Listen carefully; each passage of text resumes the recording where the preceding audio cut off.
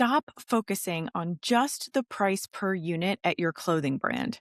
It's probably a lie. If you haven't accounted for tiered MOQ surcharges and sample pricing, you are probably not building a business plan. You have a gambling problem. Today, I'm peeling back the curtain on all the hidden costs of clothing manufacturing so you can finally start to keep the money you make.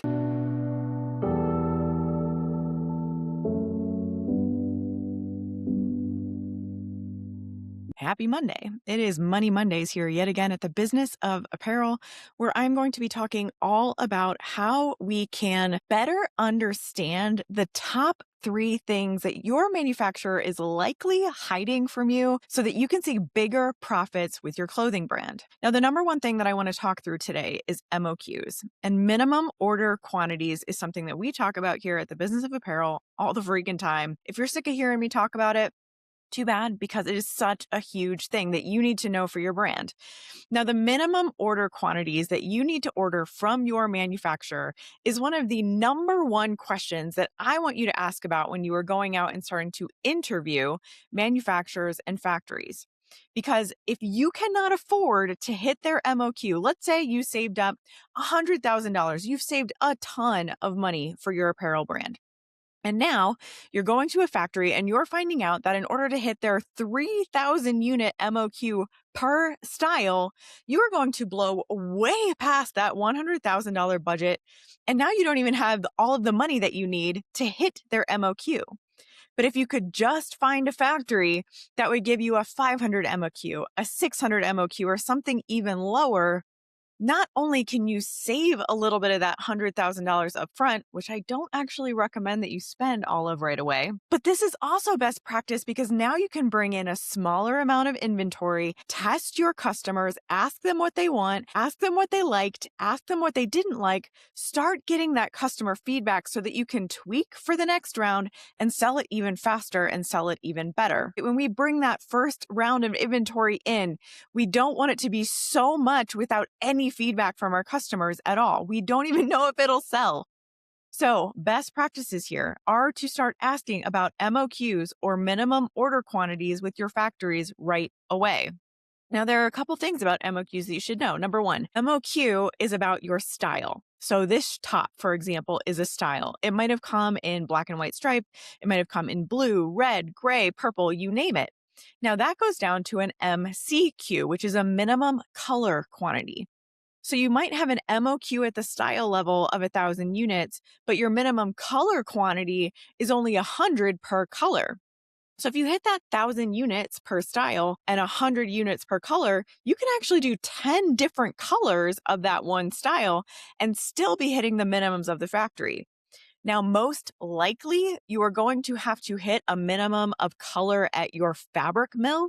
So there's going to be a combination of information that you are going to need to gather at your company to know whether that MCQ at the factory is hittable also with your fabric, right? You also order fabric. So the fabric to make this top might have been 1,000 yards, but they have a 500 MCQ. So now I can only make 2 colors because at my fabric mill, while I can buy 1,000 yards of it, I can only buy 2 colors to hit the 500 for one color, 500 for another. And so that's what you then need to work on with your factory as well. So there's some layers here, and this is a lot of information that's not being shared out in the world, and your factory isn't going to tell you this. So if you don't already know about MOQ versus MCQ, hopefully that was a little bit helpful to you. You're going to need to do some math both with your fabric mill and with your supplier to make sure that you're hitting both of their color quantities and order quantities so that you can move forward without surcharges. Now let's talk about MOQ surcharges. The thing about MOQs is that you can negotiate if you don't think you can hit an MOQ. So let's use that 3,000 unit example that I had from the beginning of the episode. If a manufacturer comes to you and says, our MOQ is 3,000 units. If you can't make 3,000 units, we won't make it for you. You can ask if there's an opportunity to make less with them, but pay a surcharge. Now, this isn't always smart. You don't always want to pay a surcharge for all of your units to be made so that you can make less. But if you know this is the manufacturer for you, you know that here pretty soon, I am going to be able to hit that 3,000 unit MOQ per style, no problem. I just need to get through this next order or whatever it is. So I'm going to order 2,000 units and be willing to pay that surcharge. Some factories will not do that anyway. They will not offer a surcharge opportunity, but some will. And so if you want to negotiate that, that's a little tidbit for you. If you want to get into the negotiation room, sit down at the table, talk to them about what they would charge in the way of surcharges for being under MOQ. And that might make sense for you. You have to crunch the numbers on that for your business because that surcharge is still going to be applied to the bottom line of your company. And if you are really smart about it, you're actually still going to extrapolate that out into your unit cost. So if they're going to charge you a $500 surcharge for being under MOQ, you need to maybe disperse that $500 across the various units that you're buying so that you actually still apply it to your actual costing and you understand your real product margin. That is so, so important. You started your apparel brand a few years ago with a vision. And maybe you've thought to yourself, I should be able to figure this out on my own, right? Or maybe you've been searching for a quick fix, like a new manufacturer, believing that's the missing piece. But what if the real problem isn't your manufacturer? What if the secret to scaling isn't doing more, but doing it differently? What if you could stop wasting money on the wrong things and avoid costly mistakes? What if you could gain insider knowledge and community support from a team that has over 70 years of combined experience working for the hugest brands on the planet? Introducing my masterclass, Secrets Behind Billion-Dollar Apparel Brands.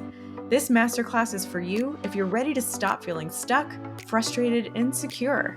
It's time to stop putting out fires and start building a profitable, fulfilling brand that can stand the test of time. Join me and learn the real talk, transparent mentorship that the industry doesn't offer. Discover how to create a brand that works for you, not the other way around. Go to thebusinessofapparel.com/secrets and sign up today. Okay, so that is MOQs. That's a really high level thing on MOQs.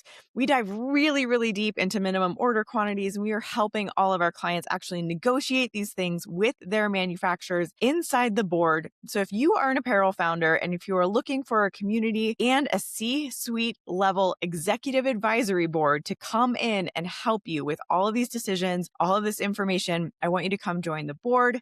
We would love to welcome you in. Go to thebusinessofapparel.com/join and you can find all the information that you need right there. Now, the next bit of information that I want you to understand is sampling fees. So some factories, when you're negotiating with them, will remove development and sampling fees as long as you commit to doing production with them. Now, if you're kind of on the newer side or you're talking to a new factory or manufacturer, you might not 100% know, though, if you're moving into production. Now, all of our intentions, of course, are to go through a development round and move to production. Of course, that's what we all want to do. But shit happens. And sometimes we get into the development phase with a factory and find out that their quality isn't what we want it to be. They're not good communicators. They aren't doing things on time. And we need to be able to back out of that. So if we signed something with them and said, we're going to waive all of our development fees, we will have 0 development fees, and we commit to doing your MOQ in production for every single style that we develop, and you run into issues and you see all these red flags, well, now you're committed to production. And it can get really, really tricky and really messy, and it can even get legal to back out of those kinds of agreements if you decide you can't move forward, but you committed to it. Now, something you can always do on the back end, if that does happen to you, is you can say, okay, you know what? We can't actually move forward with production. I know we committed to this. I know we signed something, but we can't. We cannot do it. We don't like the quality. Things aren't going the way that they're supposed to go. So what we're going to do is actually pay you for the development that you've already done. Now, you can do that up front too, right? You can say to the factory, look, we just want to move into some development phases. We want to see how your sampling goes. We want to learn you and your business and how you communicate and how you do all the things. And that can be a really smart way to then say, okay, we're going to pay 2 times FOB. So for example, if they say your FOB price for this top is $10, we'll say, great, 2 times FOB, every single sample that you send me, I'll pay $20 for it. Now, sampling fees can add up, and we've actually been seeing some really high sampling fees in the US and Canada and even some other places because a lot of brands out here are coming out and doing development and then they're backing out of the production. So factories are starting to get wise to this and they're protecting themselves by adhering to a really high development cost. We're seeing some samples cost as much as $500 a pop. That's just a flat fee. And so, if you really cannot get your sampling right in one or two prototypes, and you don't have someone inside your team who's a good technical designer or a good developer who can get you through the development phase in just a couple of rounds, now you're paying thousands of extra dollars for sampling. Or even if you can do the FOB, the 2 times FOB thing, which is best practice. And that's what we really like to do inside like big brands. We'll do 2 times FOB if we're paying development fees. If you can even get it back to that, but you're getting like 10 prototypes per style, now you're spending a ton of extra money on development fees. And while you might not want to include that in your actual unit price, that will hit the bottom line of your business, right? You're paying for that on a regular basis. And right now, you're not really making any money on those styles. You don't have the inventory yet, right? You're just going into development. So you want to make sure that you are asking about and negotiating and understanding the development and sampling fees that your factory is going to make you adhere to.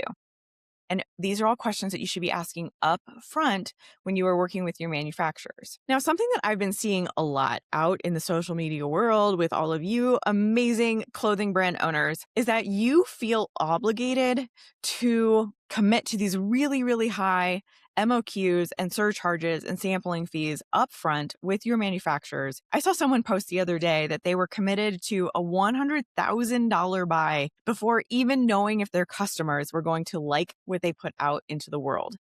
I want you to know that it does not have to look like that. So many of you come to me saying, I was obligated to do this. I had to do it. I had to sign up for this MOQ. I had to buy this much inventory. I had to bring this much in. I want you to know that is not true. If someone is telling you that, if a manufacturer is telling you that, if another fashion mentor is out in the world telling you that you have to commit to these giant orders right off the bat, I want you to know that you should go somewhere else. That is a huge red flag. There are absolutely places out there who will do an amazing job for you and give you like a 200 or a 250 MOQ. And that allows you to bring in a small amount of inventory, figure out if your customers like it, how fast you sell through it, what are your size splits, what are some of the complaints, what kind of returns do you get. All of that information is gold so that when you go to buy your next 250 units, you know exactly what to improve, how to make it better, how to sell faster the next time. If you buy 3,000 units and you have 3,000 items sitting in your warehouse, sitting in your apartment, wherever you are fulfilling orders from, and you can't sell through a single one, that is so much money that you just spent. And that is so much inventory on your books. That is so much liability against your company. You do not want to carry that. And for some reason, I see people out there carrying it like a badge of honor. It's like carrying burnout like a badge of honor. It is not a badge of honor. It is not cool to have spent all of your money on inventory that won't move, inventory that your customers don't want, inventory that you can't sell. That is not cool. It is very, very not cool. So I want you to know this information. I hope this episode was helpful to you just a little bit. If you have any questions, stick them below in the comments here in YouTube. I always love chatting with the community, getting you the information that you need. Thank you so much for being here with me today. I'll see you next week for another episode of Money Mondays.